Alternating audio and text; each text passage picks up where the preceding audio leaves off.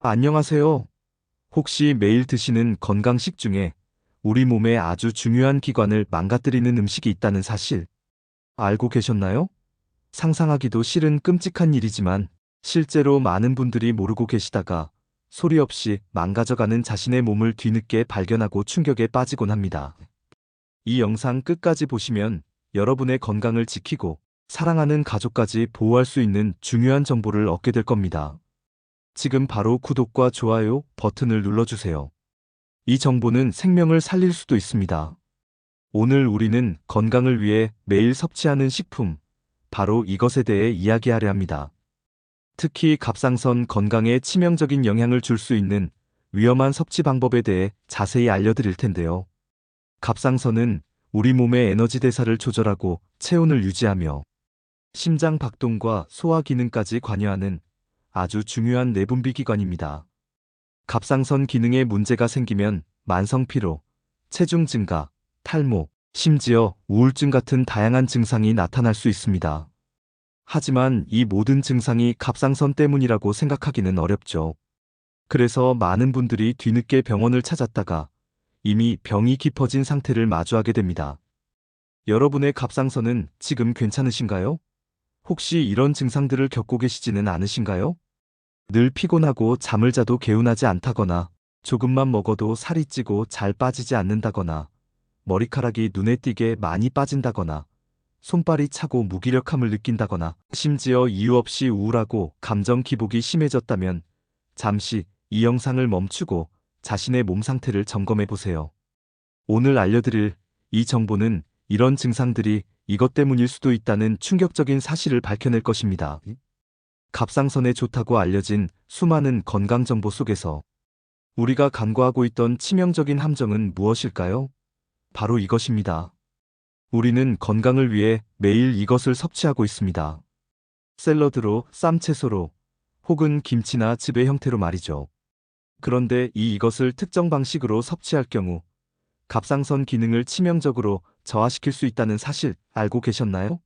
더 충격적인 것은 심지어 갑상선 질환을 앓고 있는 분들에게는 독이 될 수도 있다는 것입니다.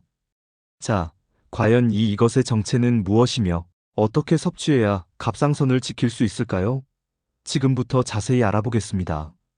우리가 오늘 이야기할 이것의 정체는 바로 양배추입니다. 양배추는 비타민 U가 풍부하여 위 건강에 좋고 식이섬유가 많아 장 건강에도 유익하다고 알려져 있습니다. 실제로 많은 분들이 건강을 위해 양배추를 꾸준히 섭취하고 계시죠. 그런데 이 양배추에 숨겨진 치명적인 비밀이 있습니다. 바로 고이트로겐이라는 성분입니다.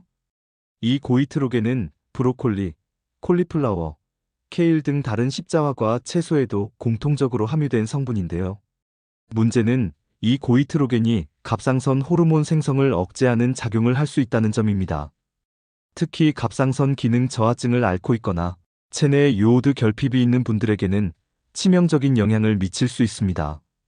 요오드는 갑상선 호르몬을 만드는데 필수적인 영양소입니다.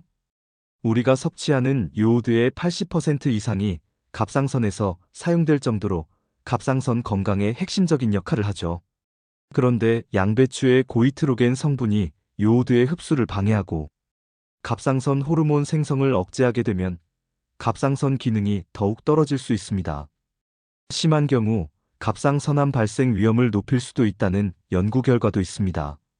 생각만 해도 아찔하죠? 건강을 위해 먹었던 양배추가 오히려 갑상선을 망가뜨리고 있었다니 믿기지 않는 이야기일 겁니다.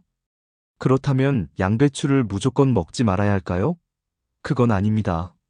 중요한 것은 어떻게 먹느냐입니다.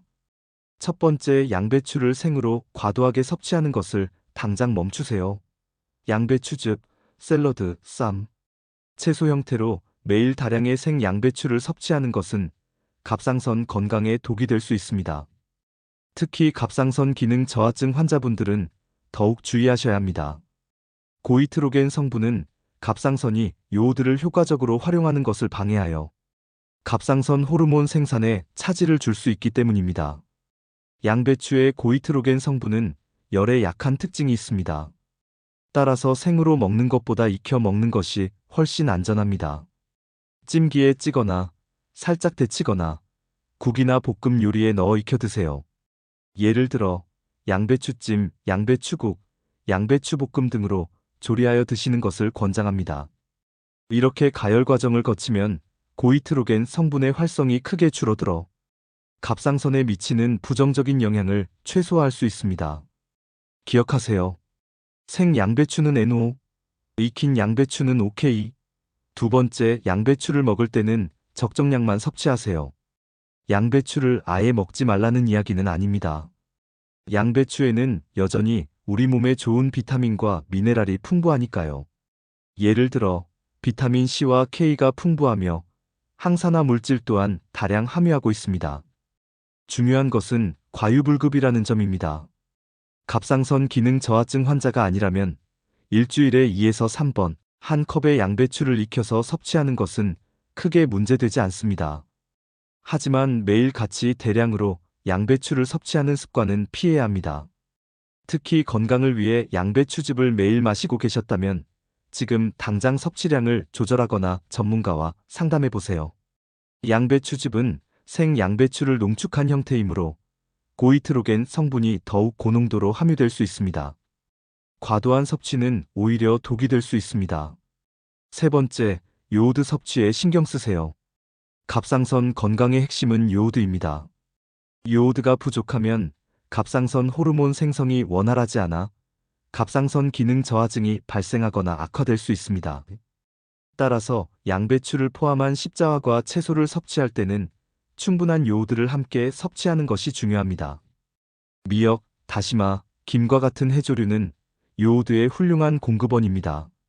생선이나 어패류, 요오드 강화 소금 등을 통해서도 요오드를 섭취할 수 있습니다.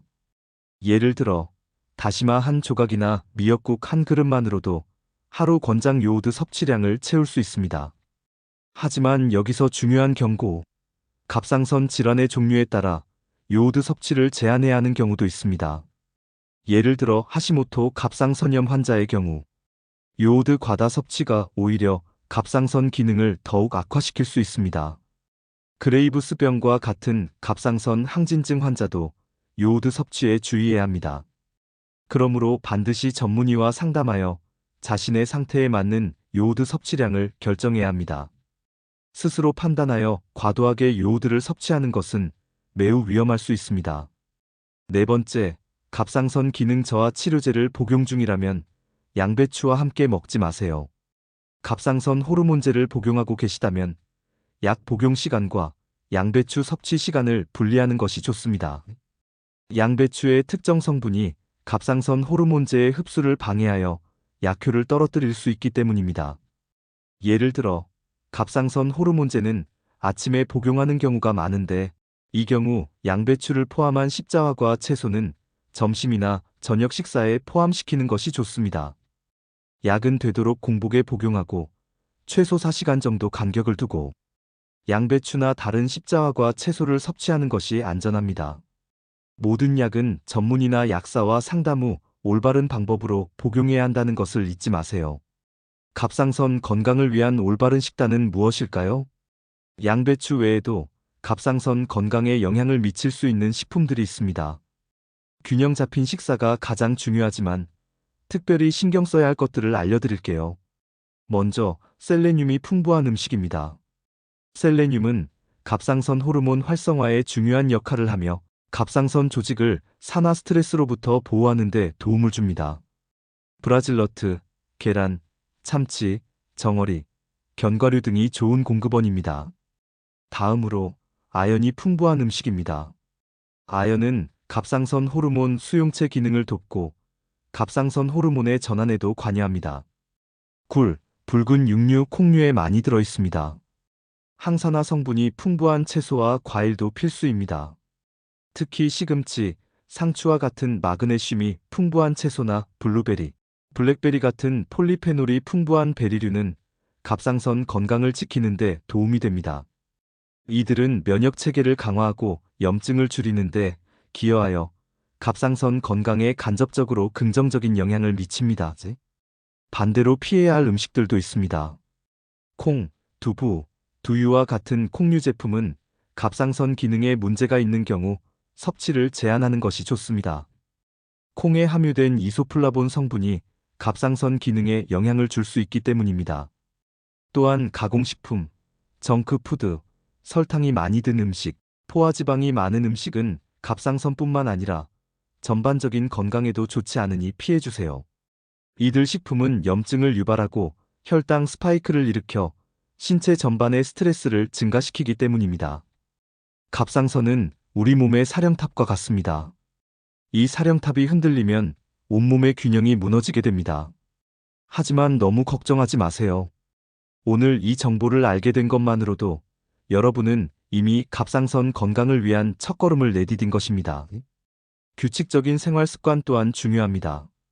충분한 수면, 스트레스 관리, 적절한 운동은 갑상선 기능을 안정화하는 데 큰 도움이 됩니다.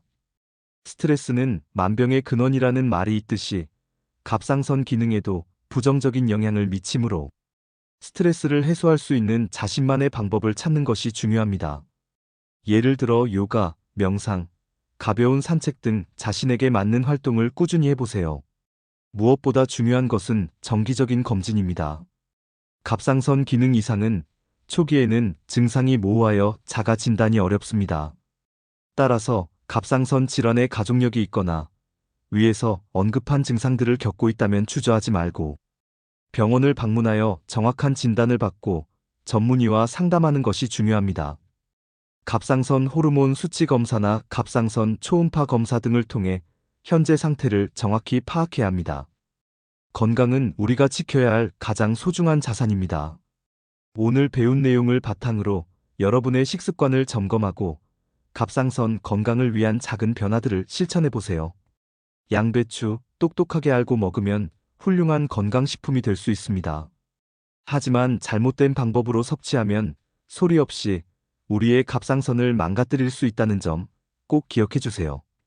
이 영상이 도움이 되셨다면 주변 분들에게도 많이 공유해 주세요. 여러분의 공유 한 번이 누군가의 갑상선 건강을 지키고 더 나아가 더 큰 질병을 예방하는 데 결정적인 역할을 할 수 있습니다. 지금 바로 이 영상을 사랑하는 사람들에게 보내주세요. 그리고 이 채널을 구독하시면 건강에 대한 더 많은 유익한 정보를 얻으실 수 있습니다. 궁금한 점이 있다면 댓글로 남겨주세요. 여러분의 건강한 삶을 응원합니다.